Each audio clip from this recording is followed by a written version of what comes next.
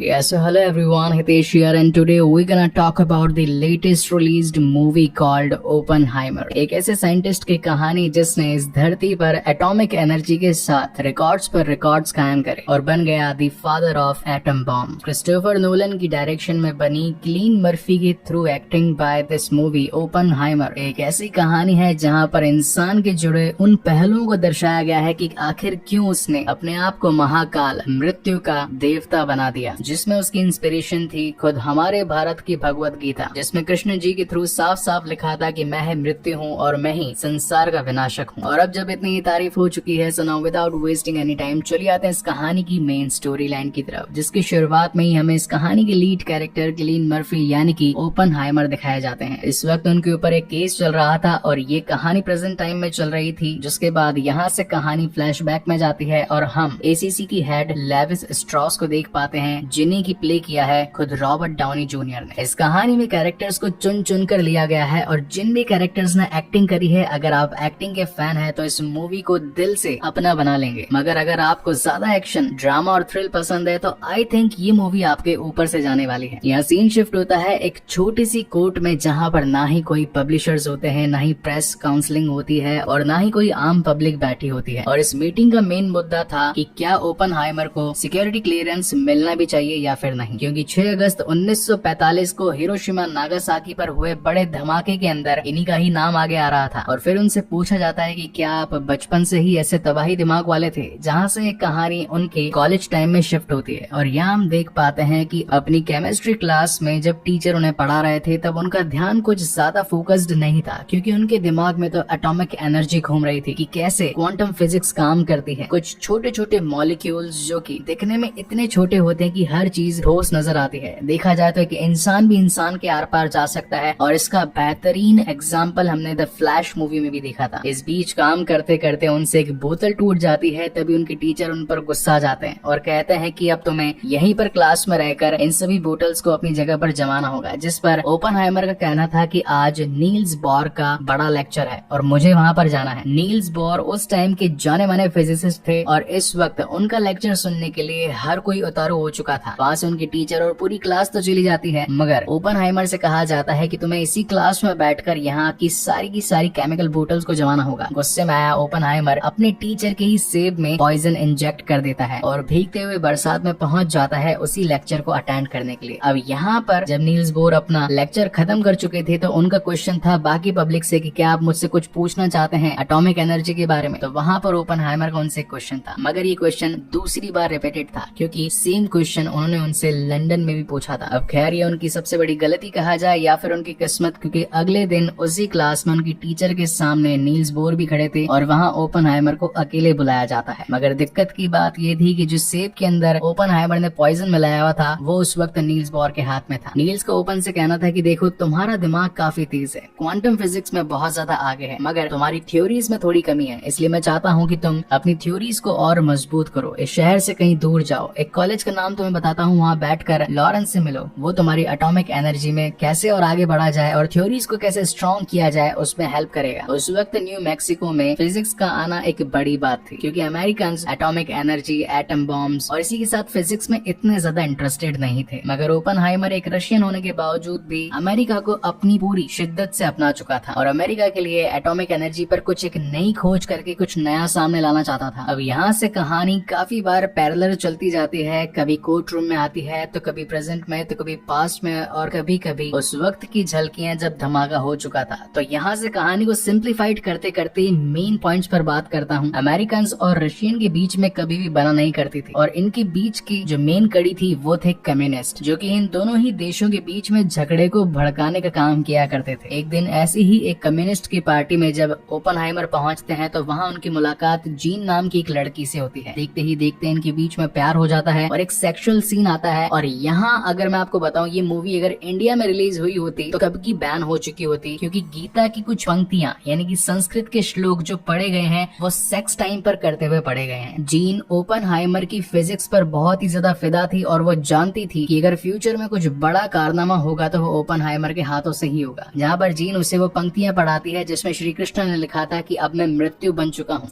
विनाश का कारक हूँ, सभी का अंत मुझसे ही होगा। अब इन लाइन्स को सुनकर कुछ लोग कहेंगे कि क्या सिर्फ उस किताब को पढ़ लेने से ही ओपनहाइमर ने अपने आप को मृत्यु का कारक बना लिया, तो ऐसा नहीं है। जीवन में आगे बढ़ने के लिए छोटी छोटी प्रेरणाओं का होना भी जरूरी होता है, और उन्हीं में से यही वो कुछ लाइंस थी जिन्हें ओपनहाइमर ने अपने दिमाग में बैठा लिया था। कुछ दिनों बाद ओपनहाइमर की मुलाकात लॉरेंस से होती है, जो कि एटॉमिक बॉम्ब पर फिजिकली एक्सपेरिमेंट कर रहा था। अब जहाँ कुछ थ्योरीज ओपनहाइमर की गलत साबित हो रही थी, वहीं फिजिकल एक्सपेरिमेंट कामयाब होते नजर आ रहे थे। इसी के चलते बहुत साल आगे निकलते हैं और यहाँ ओपनहाइमर की मुलाकात केटी हाइमर से होती है, यानी कि इनकी होने वाली पत्नी। रिलेशंस बढ़ जाते हैं और इनकी शादी भी हो जाती है। इन बिटवीन उनके रिलेशनशिप जीन से भी थे और वो कई बार उसके साथ मिलने के लिए भी जाया करते थे और साथ में सेक्स किया करते थे। मगर जीन हमेशा से ओपनहाइमर से कहती थी कि तुम्हें मेरे पास ही रहना चाहिए, मैं मेंटली डिस्टर्ब हूँ। लेकिन ओपनहाइमर का कहना था कि अब मेरी शादी हो चुकी है, हम एक रिलेशनशिप में साथ नहीं रह सकते, इसलिए तुम्हारा और मेरा अब दूर हो जाना ही बेहतर है। और एक दिन ओपनहाइमर के ऑफिस में पहुंच जाते हैं ग्रोव्स, जो कि यूएस जनरल थे। उनका कहना था कि रशिया से हमें कुछ गुप्त सूत्रों से मालूम चला है कि वो लोग भी एटॉमिक एनर्जी या फिर एटॉमिक बॉम्ब पर काम कर रहे हैं। अगर हमसे पहले उनके पास ये विश्व ताकत आ गई तो हमारा खात्मा होने में कुछ पल ही लगेंगे। और मैं समझता हूँ कि इस एटॉमिक साइंस में आपसे बढ़िया साइंटिस्ट और कोई नहीं है, इसलिए मैं चाहता हूँ कि आप हमारे लिए भी एक ऐसा ही बॉम्ब बनाएं। मगर इस काम के लिए लगने वाली थी एक बहुत बड़ी जगह, काफी सारे साइंटिस्ट और बहुत सारा पैसा। जिसके बाद अपने ही रिसोर्सेज से ओपनहाइमर कुछ साइंटिस्ट की टीम बनाता है और एक लॉस एल्मोस नाम की जगह पर, जो कि कभी पहाड़ों और खेतों जैसी लगा करती थी, वहाँ पर एक नकली शहर बसाया जाता है, ताकि साइंटिस्ट तो तभी खुश रहेंगे जब उनकी फैमिलीज उनके पास रहेगी, और जब खुले दिमाग से काम होगा तो रिजल्ट्स भी प्यारे नजर आएंगे। एक दिन अपनी इक्वेशंस के चलते एडवर्ड नाम का एक शख्स उनके पास आता है और बताता है कि अगर एटॉमिक एनर्जी के अंदर इतनी सी भी गलती हुई तो एक ब्लैक होल क्रिएट हो जाएगा और धीरे धीरे वो सारी की सारी तबाही आसपास के पूरे क्षेत्र यानी कि एरिया को अपने अंदर कवर कर लेगा। इस बात की पुष्टि करने के लिए ओपनहाइमर एल्बर्ट आइंस्टाइन से जाकर मिलते हैं, जहाँ पर उनका कहना भी सेम था कि अगर तबाही हुई तो एक बड़े पैमाने पर हो। अगेन यहाँ से सीन कोर्ट रूम में शिफ्ट होता है। बातें ही बातें चलती रहती है, एक दूसरे पर इल्जाम लगाया जाता है। कोई कहता है कि आखिर आपने अकॉर्ड पास ही क्यों किए इतने बड़े बॉम्ब को बनाने के लिए, तो कोई कहता है कि नेशनल सिक्योरिटी के लिए ये सब कुछ करना जरूरी था, क्योंकि अगर दुश्मन देश हमसे आगे निकल जाता तो हमारा खात्मा होना तो बस कुछ पलों की ही बात होती। इस पूरे काम को करने में इन्हें करीब 2 साल से ऊपर का वक्त, ऊपर से 2 अरब डॉलर्स की लागत और हजारों लोगों की मेहनत लगती है। इसी बीच ओपनहाइमर के पास खबर आती है कि मानसिक स्थिति के चलते जीन ने सुसाइड कर लिया है। इस बात पर वो टूट जाते हैं, क्योंकि वो तो उनकी बेस्ट फ्रेंड हुआ करती थी और ऊपर से जीन ने ओपनहाइमर से ये भी कहा था कि तुम मेरे साथ रहने के लिए आ जाओ। मगर ये वक्त बहुत ही ज्यादा क्रिटिकल था, क्योंकि एटम बॉम्ब अपने पीक पर था, बस बनने ही वाला था और कुछ मेहनत और करनी थी। जब सभी साइंटिस्ट अपनी इस प्रोजेक्ट पर काम कर रहे थे तो एडवर्ड ने हाइड्रोजन का भी ऑप्शन इन्हें दिया था, जो कि एटम से 1000 गुना ज्यादा शक्तिशाली था। मगर कोई भी अभी उसके लिए तैयार नहीं था। लेकिन अपनी इक्वेशंस के चलते ओपनहाइमर इस बात को जान गए थे कि अगर हाइड्रोजन बॉम्ब हमने बना लिया तो कोई और देश भी इसकी कॉपी किए बिना नहीं रहेगा, और अगर बाय चांस झगड़ा हो गया और अगर वर्ल्ड वॉर 3 लड़ा गया तो पूरी दुनिया धूल में मिल जाएगी। और अब वक्त आ चला था फर्स्ट टेस्टिंग का, जहाँ पर एक छोटे से नमूने के साथ धमाका किया जाना था, और वो धमाका भी इतना बड़ा था कि इनके सर से इनकी टोपी तक उड़ गई थी। सभी लोग अपने इन नमूनों से बहुत ही ज्यादा खुश थे, और अब ये बात प्रेसिडेंट तक पहुंचती है, जहां पर उनसे अकॉर्ड पास करवाना था कि ये बॉम्ब किस पर गिराया जाए। अब इस वक्त अमेरिका भी एक बड़ी ताकत और रशिया भी एक बड़ी ताकत थी, जिनके बीच में जापान लड़ रहा था। तो प्रेसिडेंट को अपना आसान शिकार जापान लगता है, जिनमें ये 16 जगहों को पॉइंट आउट करते हैं, और अब इनमें से इन्हें एक को चुनना था, जिसमें नाम आता है